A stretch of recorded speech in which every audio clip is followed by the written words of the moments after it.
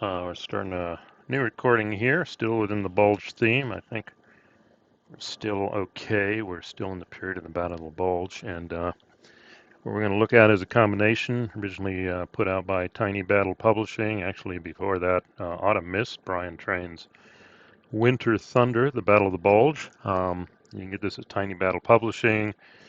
I actually have a digital copy, Wargame Vault, which potentially I was going to make into a Vassal module, but apparently there is no need because Bruin Bear Games, working with in cooperation with Tiny Battle Publishing, Mark Walker, have made a video version of this. This is the second game they have that I'm looking at. Previous video they have a Bastone Breakout. I've done a few videos on that. Going to start hopefully doing a series here on Winter Thunder, and they do have another one called Crim. That's a Command Magazine game, and then hopefully they'll come out. They've got two new games promised that I can see from their website. One, the Tiny Battle Publishing Sticks and Stones Platoon Modern Combat, and then a Barbarossa game from a Command Magazine. I think Ty Bomba made it, so waiting to see when that comes out. But today I want to take a look, at least initially, at the game before I start playing through. This is going to be a little more advanced, based on a skim of the rules than Bastone Breakout, although that was interesting and probably worth revisiting. Pretty tight as the Germans. I barely won on the last turn at the lowest level AI, so that says something. Either I'm a bad wargamer or it's a solid game, or both. Both are possibly true. So here's a BGG site for Winter Thunder, the actual board game from Tiny Battle Publishing. And I've got some videos on gameplay. It's been out for a while. And actually, Smart War Games, he is Mr. Prolific when it comes to reviewing stuff. Called out the digital edition. Actually, I saw Zilla Blitz's first look here, and he called out, hey, there's a computer version of this. Caught me looking on Steam, and there it was, along with the other games with Bruin Bear Games. So, information here. You can tell by the 8 years ago, 1 year ago. Actually, that's good. Oh, there's computer version. I presume that's Bruin Bear Games right there. You can get the rule book here, but you can also get it if you purchase the game on Steam. It was on sale during the Steam sale, but I think it's under $10. I have that up in a previous one too. But it has some interesting concepts for resolving combat. I think that's the big one, but we'll take a look at the rules here. But here's the interface for the game, and this looks nice, actually. It looks a little more polished than the Bastone Breakout, which is cool. You can play it windowed or full screen, but windowed it's just going to pick a size and it's not going to really slide here. New game, last game, load game. So let's see if I'll do this real quick before we look at the rules here. Oh, boom. Well, there you go. It does take us to their website as soon as you open. This is what I'm waiting on here. Sticks and Stones, Blitzkrieg 41. Yeah, I'm definitely looking forward to this. But this game got good reviews, Command Magazine, so. But game's ready to play. There's a Bastone Breakout. Here's our Winter Thunder, and then it does have Crim, which I may look at later. But let's go ahead and make this go away. And I'm going to just say German first turn surprise. I could skip that. Pretty good pop-ups here on walking you through the game, but I'm just going to say got it. And if I use my mouse wheel, I can scroll out. I can scroll in. I can left and drag. So that's all good. I'm afraid of the clicking and then mess up your click because there's no undo. It's nice map. I mean, it looks like the game. Counters look like the game too. So graphics are actually, I like them better than Bastone Breakout. And I think this is just the initial setup. I don't think you really have well, you do have a scenario set up where you can just play to Christmas. But in the end, it's the same starting point. And then they've got stuff like the combat matrix. We can see terrain effects chart, reinforcements, the manual. And actually, if you click on these, they go out to the Bruin Bear Games website and pull up a PDF of those, which I've already downloaded. You can download the PDFs, and I'll look at those here in a second. And then what's victory here? So But let's go ahead and pop over here. And actually, when you pull the manual from Bruin Bear website, it's literally the manual for the Tiny Battle Publishing game, which is cool. Um, and I think as you go through it, it'll tell you how to use. That's going to be interesting how it explains to use the counters here. I think the pop-ups are going to tell you how to use the computer thing here. And you notice this game keys a lot off of, let me get rid of this. Select headquarters to activate. Yeah, you select the headquarters and basically units within 5 hexes of that headquarters can activate. There are army headquarters that potentially, I'm going to look at the rules, can activate multiple corps headquarters, but you do see here there's 1, 2, 3, here's 7th Army, 7th Army, oh, 7th Army, 5th Panzer Army, and then we've got the corps commands are the ones that activate.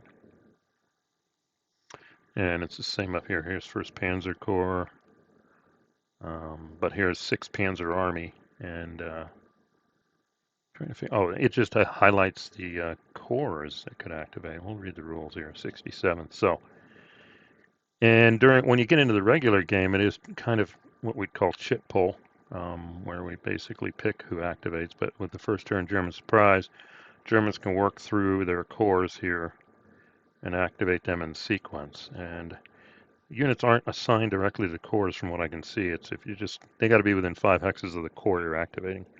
So it's entirely possible that one corps could activate all the units that another corps would get to but couldn't, I would guess. But we'll see that with gameplay. And it isn't a big map. This is a muse right here. There's one of their locations they want to go to.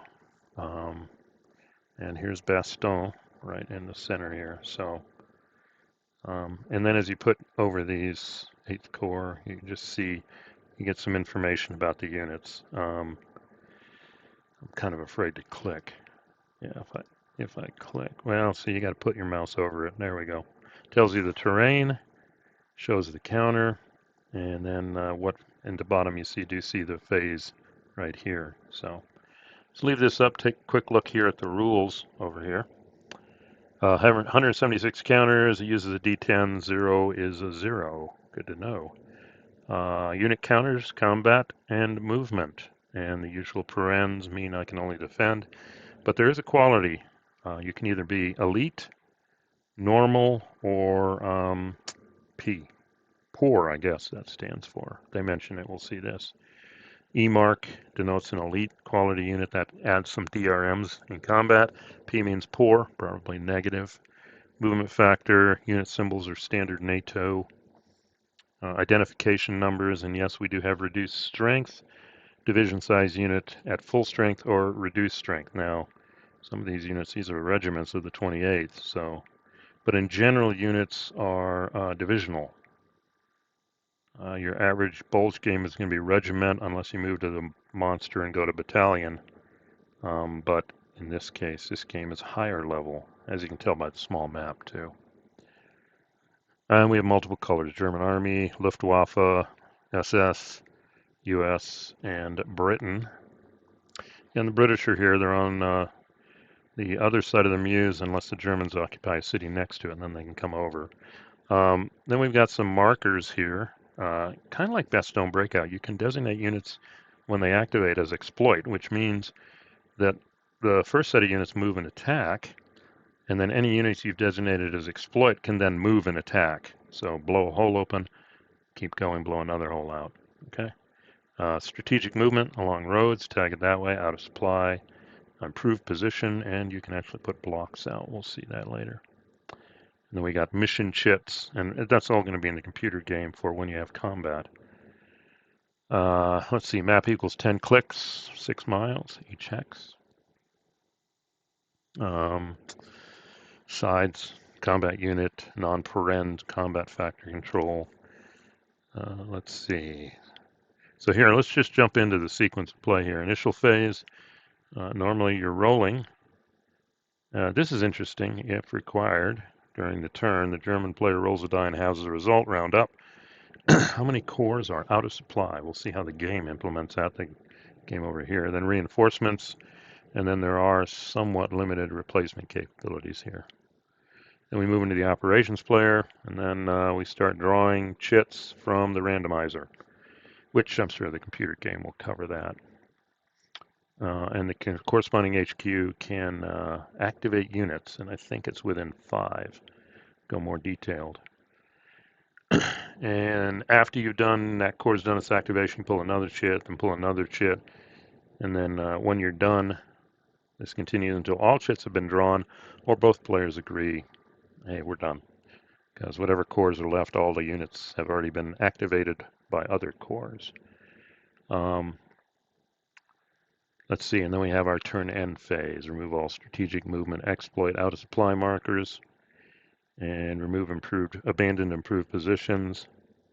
And you get your HQs coming back that were eliminated the previous turn. Okay. All right. Initial phase reinforcements. Hex of entry must be empty of enemy units. May not have been used by the enemy to leave the map. Third Army comes from here, I think up here to relieve Bastogne, and then the other first, I think it's First Army comes this way. Yeah, First Army from the south, Third Army. I'm sorry, First Army from the north. Oh, Third Army from the south. So they're coming in from the top and the bottom, and the Brits along there. British units can't cross the Meuse unless released. If occupies a city adjacent to the Meuse, then they are released. So like Dinant, Hoy, they even get across it, that would be it too. German conditional, oh yeah, 10th and 11th Panzer, resting from the Market Garden, I guess, around Arnhem. They were the strategic reserve or the strategic exploitation forces. They were not to be released until at least one unit crosses Meuse. Then they enter the game, or the Germans can burn victory points and bring them in early. Yep. And then replacements. For every 6 eliminated divisions, a player may bring 1 reduced strength division back to full strength. Wow. It's not very much. And in the succeeding op phase, a division may not move or attack. Not yet. I assume the game is going to cover that too. There is a completely eliminated divisions, and non-divisional units may not be rebuilt. And may not return motorized divisions to full strength, the Germans. And the Allies can't bring British divisions to full strength. So it takes 6 eliminated divisions to flip 1 on board, reduced 1. Here's the activation here, selected HQ. May indicate friendly units in its command range have not already conducted ops. Okay, no longer than 5 tactical movement factor. Ignore the effects of river. Brought under command. And luckily for the game here is just going to show us. You can see that as I move my counter, at least over a core command. Yeah, the Army commands operate a little different. I think we'll see that. The units brought under the command may now conduct ops. They can either be immediately identified as strategic movement by placing a strategic moving marker on them. It means they can move faster on roads, etc. Can't enter enemy ZOC, or exploit, waiting for a hole to be blown open and they'll move in combat after. Let's see, conduct tactical movement. Now that's your regular movement using the terrain effects. And they're going to use, they're going to be able to combat units doing strategic movement. Can't initiate combat, and they'll defend at a reduced rate, I believe. Conduct combat with units that did not move or conduct it. Okay, well, I think I skipped. Conduct tactical movement, strategic movement, or strategic movement, and may also remove or replace block modes. Conduct combat with units that did not move or conducted tactical move only. Okay, there we go. Interesting wording. Then when they're done with that combat, you can exploit. And they've got rotating units to show they're done. I think it'll be obvious here in the game. And when you're done doing all the activated units they want, then you move on to the next chit pull. I think HQs can only stay on controlling enemy moved by tactical unit, that Army HQ unit, and any friendly units that have both not yet moved and cannot currently be brought under command by any friendly HQ. You may then activate 1 core level that has not been activated and withdraw supply from that Army HQ. Gonna have to sort that out. Let's see, either remove the HQ chip from the randomizer, the core one, or remove it. That's going to be a little, got to think about that. And let's see, units may only be command supplied by HQ units of their own nationality. Yeah, there's even a 30-corps headquarters that shows up. And it can activate no more than 6 divisions. Okay, so 5 movement factors, 6 divisions. That's your limit. Beyond that, doesn't sound like the divisions are assigned to specific corps like they were historically. Okay. Stacking generally up to 2 divisions can stack together. Let's see. Oh, I got to get used to this. Yeah, this has got 2 divisions and artillery. This has got a division and artillery. And then if we look at some of these, there's division and artillery, etc. So 2 divisions and artillery, stacking limits apply at all times. Gotta have those traffic jams.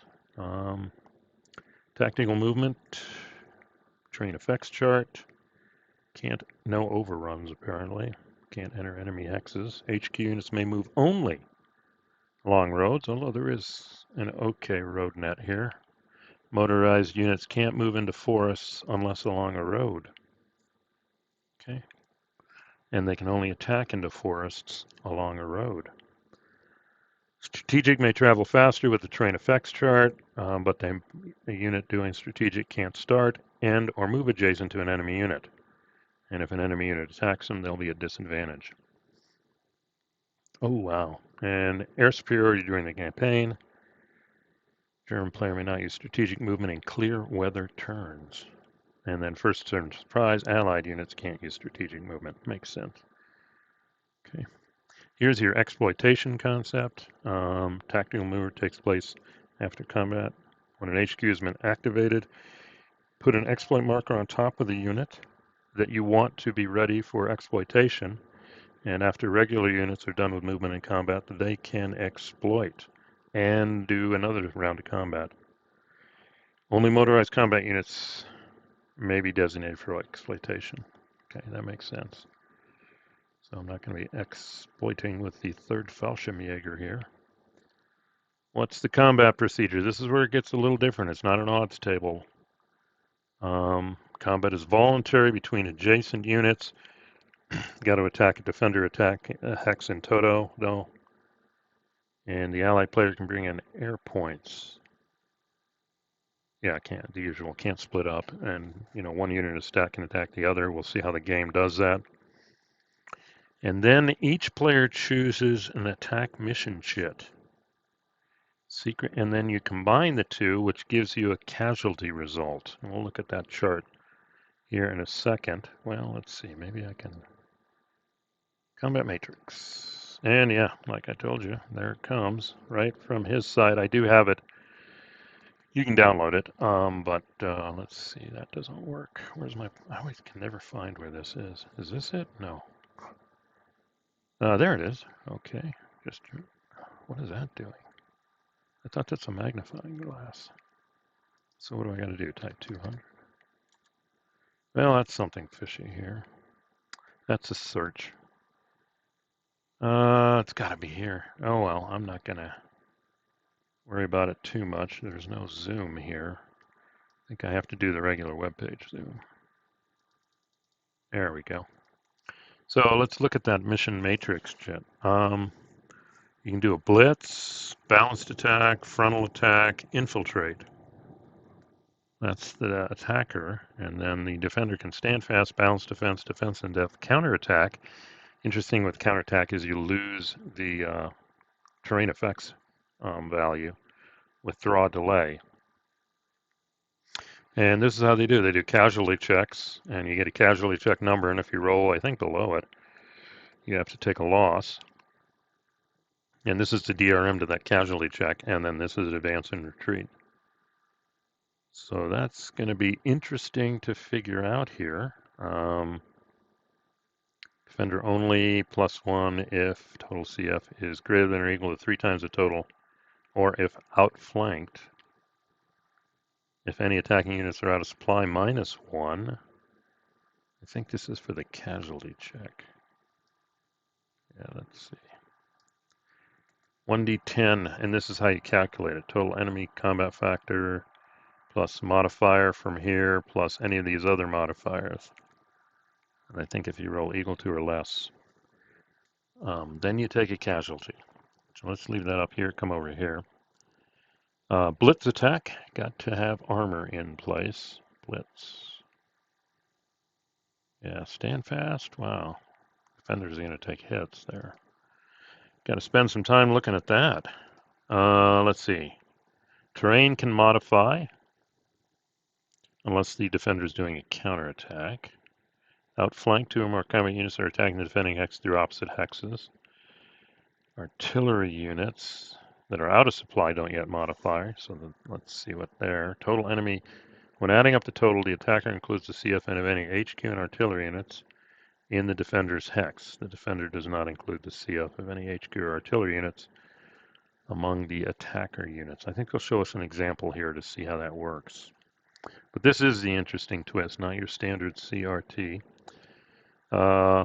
Casualty checks. The units on one side must conduct as many casualty checks as there are full-strength divisions on the other side. Minimum of 1 if you don't have, if you have a reduced 1 or just smaller than division. So there's always, there's always a casualty check if it's, there's always a casualty check with that DRM.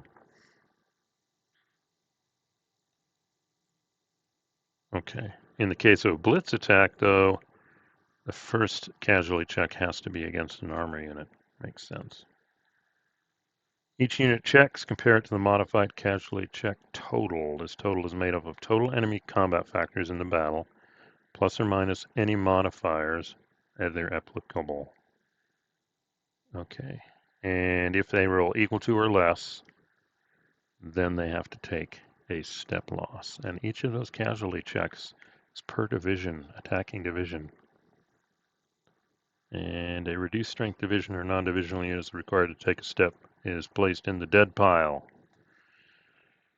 HQ and artillery units not subject to casualty checks, but automatically eliminated if all combat units are eliminated. And if an HQ is eliminated, don't pull its activation check until it comes back a turn later. Then we have advances and retreats. Retreats are compulsory unless you're in an improved position. You can take a step loss instead of retreating. Retreats as far as it can, then takes an automatic step loss, okay? Advances are voluntary. First hex must be the defender's newly vacated hex. Subsequent advances in any direction. HQ and artillery can go with them. And then we got exploitation. May now conduct tactical movement in combat using the same procedures. Oh, nice. And then we have a good whole page example of play here. Let's just pick the first one. There are 5 units may bring, so they picked 47 Panzer Corps. Here it is. And it looks like they can bring all these under command. And they immediately designate these 2 units for exploitation, which means they don't do anything in the first movement combat round, but they can take advantage of anything here. 18th Infantry and Lair Armor Division. Reduced strength 79, reduced strength 160. And then we come down here. The German player places an exploit marker on the 116th Panzer and Lair. They're both motorized. Then moves 18th Infantry into contact. 79th are already objective. Chooses balanced defense in depth. So this is the result we get. The attacker will advance 1. The defender will retreat 2. And the casualty check rolls the attacker no modifier and the defender +1. Let's see, there we go. When the checks are done, 2 hexes, both players. Okay, the German player chooses to have the reduced 79th make the check. Okay. Its CCT will be 7. 4 total enemy combat factors. I think there's a 3 and a 1. With a +2 modifier for the forest terrain, we'll look at the TEC later, so that takes it up to 6, and a +1 for being a poor unit. Decided to let this guy do the casualty check instead of this guy who's not poor, but I guess he doesn't want the division reduced. So he rolls a 6, and that's less than 7, and therefore it's eliminated. The allied player chooses a cav regiment. It's a guy right back here, not the division, the reduced elite division. Yeah, that makes sense. And its CCT is 4. 4 total enemy. Okay, Yep, 3 and 1 is 4, not artillery. And +1 for the combat mission result. Yep, 5. +1 for the enemy artillery in supply, 5. But then they get a -2 terrain modifier. So it's just 4. So the terrain, therein goes that. And rolls a 3. Cavalry regiment again is eliminated. It only had 1 step. And now it must retreat 1 hex. Retreat 2 hexes. The remaining German units may now advance 1 hex into the defender's hex. Let's see if we see that. Yeah, these guys retreat. And then these guys advance 1. I'll have to look at that. I think that was only an advance 1 result, so yeah, A1. That was it. Okay, that's why. But now, these 2 units in exploit can move up the road and re-attack the 9th. And chooses Blitz. And now the allied player, by choosing counterattack, won't get a terrain effects. So we do Blitz versus counterattack. And everybody go +2 for both sides, A1, R2. The German player chooses one, and they're going to do the casualty check against the 1/16th. 6, 3 enemy CF, +2 for the terrain modifier, and +2 for the combat results, and -1 for being an elite unit. That's the 9th. Okay. Doesn't get the okay. I'll have to look at that. German player rolls a 7. 1/17th is okay. The Allied CTT is 7. They've got 6 attack factors, +2 for the combat result, -1 for being elite. 7, 8, 7 rolls a 1. So the 9th is gone. No defending units left to retreat. German may advance 1 hex. Okay. Gonna have to see how the game plays that out, but at least we get an idea how that works. Let's see. And we got supply rules. Core HQ, not occupied by enemy units or block. Up to 5 tactical movement factors. Ignore the effects of rivers.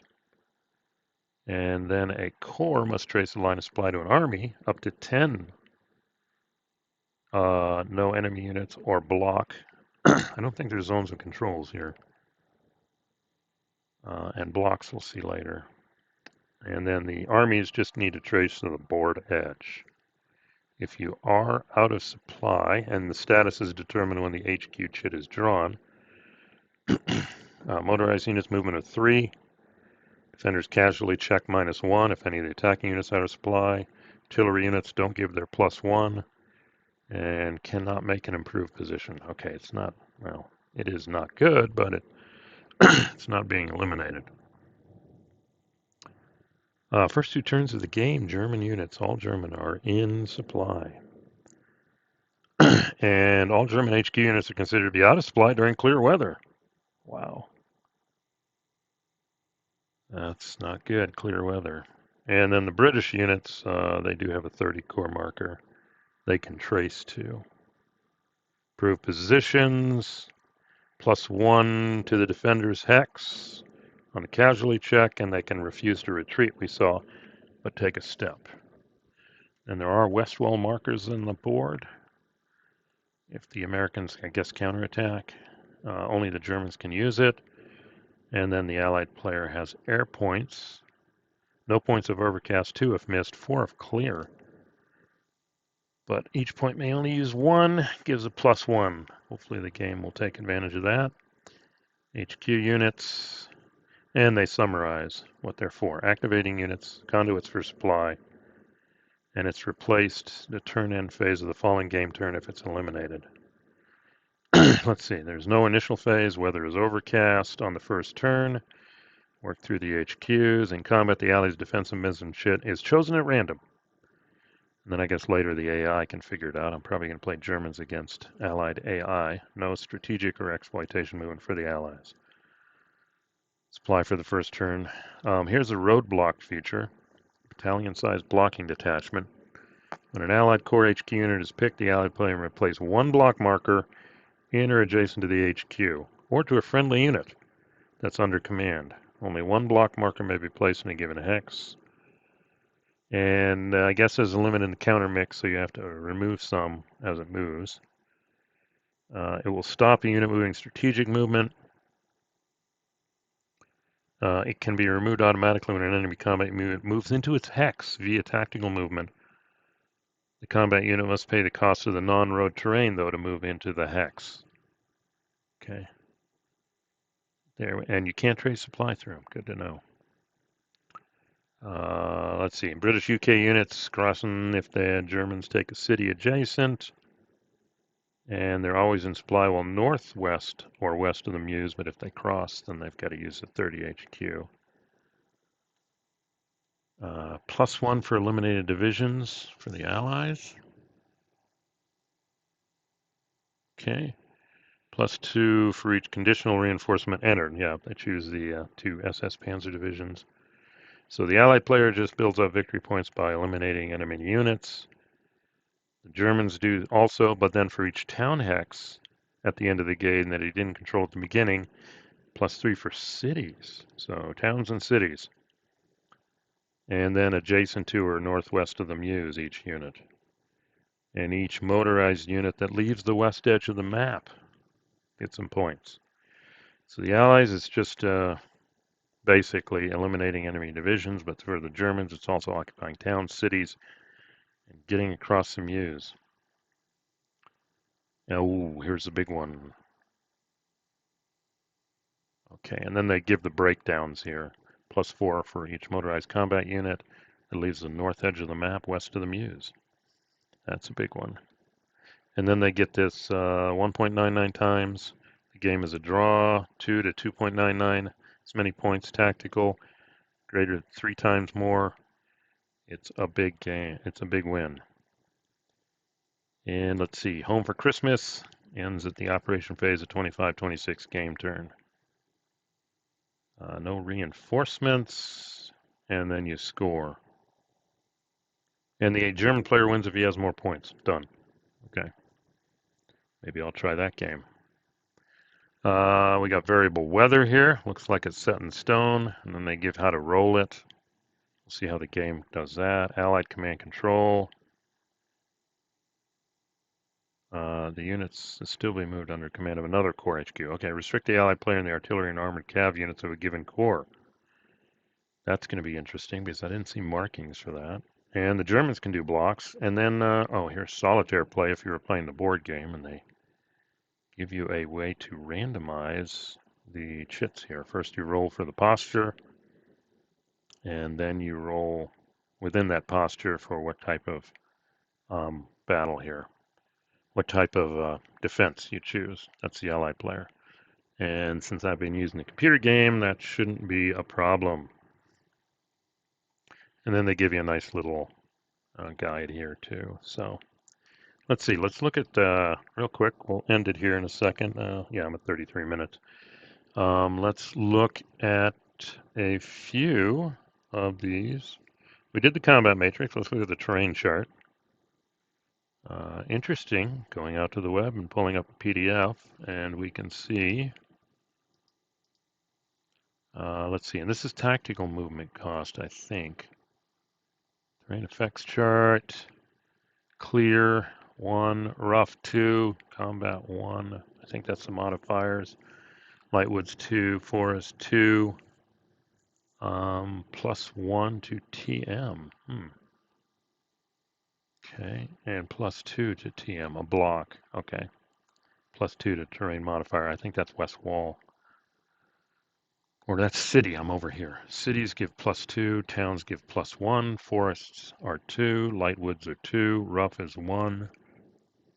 There's your tactical movement. Motorized units can't go here unless there's a road, other terrain and hex. Okay. And then let's see, we come over here. I think this is strategic movement. Tactical movement 1. German non-motorized strategic 1/2. This is a road here. Okay. And 1/3 Germanized motorized or any allied strategic. Everything else. +2 to TM if attacking across. Only if the attackers are on the same side of the river. Okay. You get 1 unit across, you're good. Meuse River can't cross except at a bridge. I don't think there's any bridge blowing in this one, though. Here's a bridge. Treat as unbridged if enemy unit or block in either hex connected by hex side. So you just got to occupy it or block it. And then we've got our block. Here's your improved west wall, +1 to TM. Okay. So you see the strategic movement being called out here, mainly for roads. Yeah, roads. Okay, cool.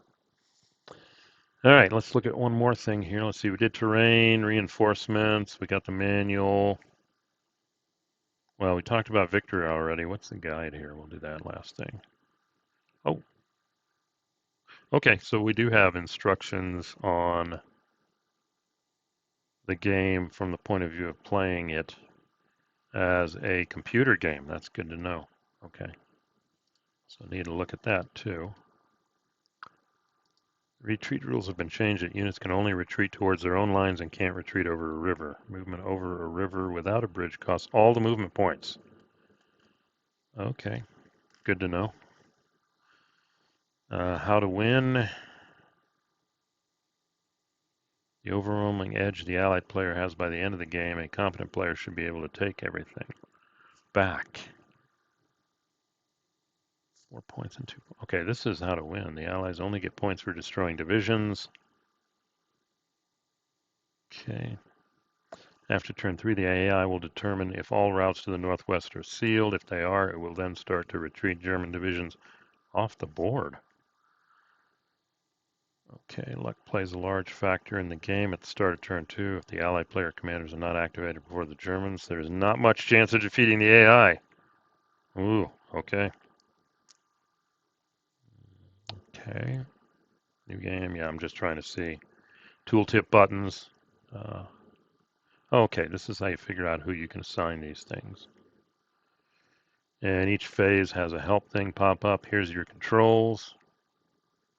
Right key, you can scroll that way. Mouse, right click, or rearrange a stack. Seen that. Left click, initiate button command, select unit, select destination. Okay. All windows are movable and the computer will remember where you placed it. Okay, nice, nice. Mouse over units, tool button, kind of seen all these. Terrain where you're hovering. Okay, this highlights the units. Game message area. Then it talks about movement. Okay. Yeah, maybe we'll try something here. Combat, you get these markers when you go into the combat phase. Oh, and it gives you a nice detailed breakdown here. And it does display this chart too. The mission matrix table will be displayed and the attacker and defender must decide. Okay, good. And here we go, the markers we've talked about there. And then they get into the settings and the final victory points. So, okay, good. So, considering this is this phase, let's try one thing before we leave. Let's see. I'm going to just give it a shot here. 58. Okay, you didn't hear it, but I did. For movement, units can be marked for strategic or exploitations. Hexes can be marked for improved or blocked. All hexes in range of an activated HQ have been colored yellow. Strategic movement only by road hexes at the faster rate. Units marked for strategic movement cannot move or start. Okay, good. And then we got an exploitation, and I can stop showing this if I want. I don't feel like it. Let's see. And then if I, let's see, if I, now I got to figure out how to do this. Oh, next phase. Select marker to apply to unit. Oh, okay. Let's see. We got some armor units back here. And you right click. Okay, good. Oh, Panzer Layer. See if it lets me do it. Oh, I hope I did it. Oh, gosh. I don't know what I just did. All right. Looks like I'm going to have to be working with this here. These guys are red. Strategic movement. Okay, we just made Panzer Layer. Let's just stick with that. Yeah, artillery. And there's an armor unit here. Elite armor unit. Can't mark it as exploit, I think, because it's adjacent here. All right, let's do next phase just to see. Not quite sure I did that right, but now we can move units. Ooh, select the same unit to undo the selection. I like that. Okay, so let's take this guy. He can move here, so let's move him there. And he can't move any further. Let's see if this guy can go anywhere. Yep, he can move here. Oh, I need my artillery unit.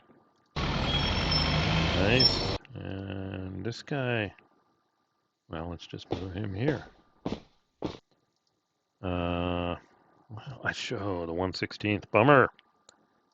I should have. Oh, I messed up. Okay, I'm not quite sure what I did, but I think I chose this guy. Can he really get all the way to here? Nice. And then this guy, I messed him up. We'll keep him there. That's too bad. And then I don't think I can move these. Maximum division activate. Can't move. Okay, 6 was the maximum. Got to remember that. So I can only activate 6, and it looks like I did it. So select a blue highlighted hex to designate and start to attack at red highlighted units to add. Select blue highlighted hex to cancel the attack. Okay. Highlighted. Interesting spelling. So let's see. Well, this is a poor unit, and I'm 4E6. Let's see what that looks like. Okay. And then we select units to attack. Okay. Oh, wait, it already gave me a result. Okay, defender total combat factor. Total enemy combat factor is 4. Total enemy combat 1. Okay, did we already pick what we wanted to do? I'm not quite sure what happened here. Let's see. Defender dice adjustments. 1 to run away. 3 to 1 or greater. Terrain. Terrain gives a -2. 3 to 1 or greater. Okay, remember that. Greater than 3. That gets you a +1. Poor unit. Okay, that's all good. 1 plus 1 is 2. 2 plus 4 is 6. But they got a -2. And they've got to get greater than. Okay, not quite sure here. Let's see. We got -1 because this is an elite unit. But the terrain factor. All right, so let's see what happens here. Okay, I got to pick my attack here. Let's just blitz them. And now we roll dice. Okay, what did they pick? Okay, let's just roll dice. He's okay. And he's okay. So I don't think, okay, and then the retreat 1.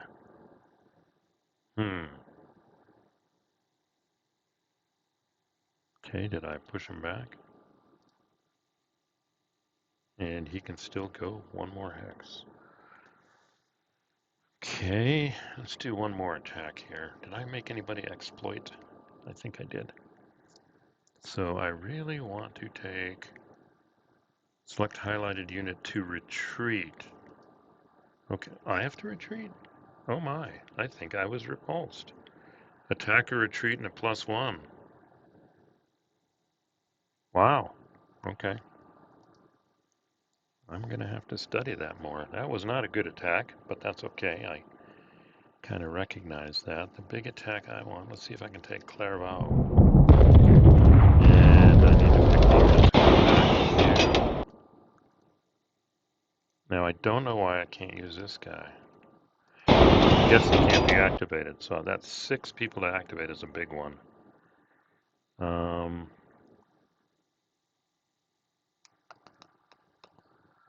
Okay, artillery. It gives them a 1. They've got artillery, but we've got it. But they're in a town that's -3, and they're in an improved position. Ooh, this isn't good. All right, let's do a, I could start looking at these. Nobody moves on a frontal or infiltrate. But then I could get no result. Well, let's try infiltrate. Select the highlighted hex for attack. Okay. I guess nothing happened. Okay, let's try and attack these guys. Alright, let's pause it here. Alright, let's pick our attacking units. Hopefully this guy. Nice. Okay. I may have better odds with this attack. We've got him surrounded. So I think that's our 3-to-1 or greater. Terrain factor. Oh, the city here. Improved position. That's tough. But I got a poor unit. Maybe I shouldn't have used him. An elite unit. They cancel each other out. Terrain and improved position. Alright, let's see what happens here. And I think what we'll do is, let's try the balanced. Oh, it looks like we got it, but I'd really like to know what they did. Guy retreated out. Select highlighted unit to advance. So I did take Geek Creek. So I can advance here. And this guy can't, but this guy could too, but I think I'll keep him there. I really don't know what the defender did. Probably run away. A1, R3. No, he retreated 1. A1, R1. Probably delay. That's my guess, because no casualty check. All right. Let's see. Let's try next phase, which should be the exploitation phase. Wait. Why am I... Okay, I can still attack in other places. But I could say next phase and not attack. Well, let's go here.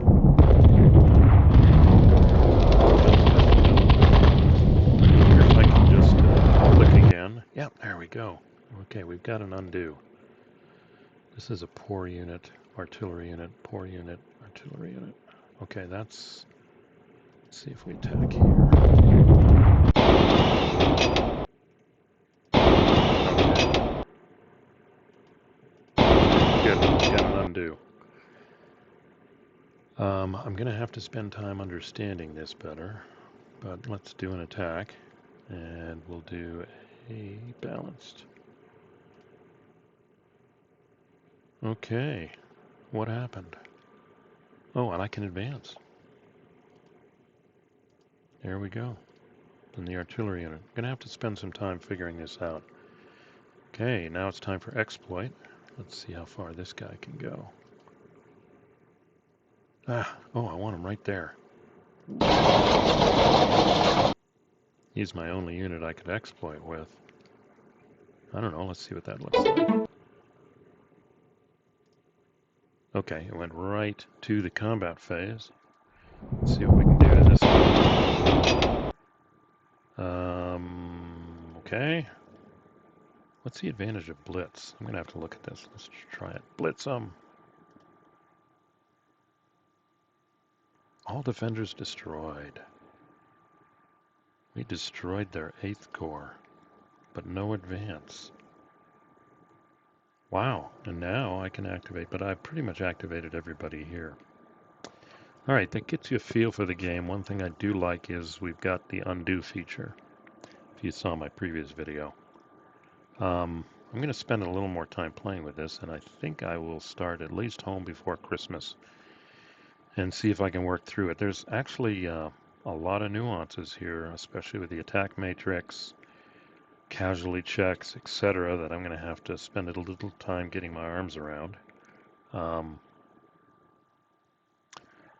But I guess the next thing is I do have more units that can be activated, but look how they're all on the fringes. I guess the next big activation is over here in the northern part. But this has gone long enough, so definitely spent some in-depth time looking at the Winter Thunder regular rules, and we're beginning to understand how to use a computer interface, and yep, a lot to think about here, and yet a small size here. So looking forward to giving this game a shot here. in future videos. So I'm going to stop it here. I went way long, but at least I'm under an hour. Thanks for listening. Like if you like. If you want to be ready for the next one, subscribe. Comments always appreciated. See you at the next recording.